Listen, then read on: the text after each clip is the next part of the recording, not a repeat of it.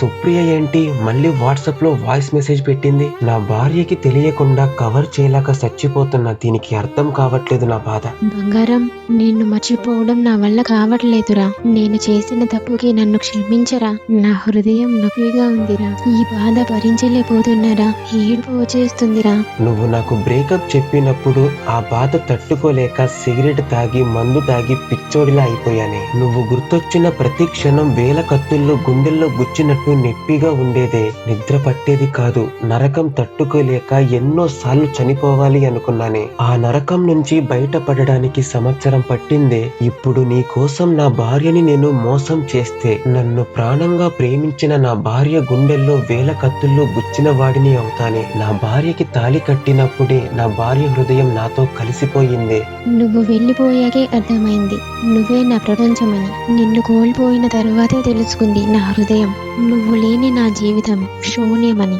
నన్ను పెళ్లి చేసుకోరా.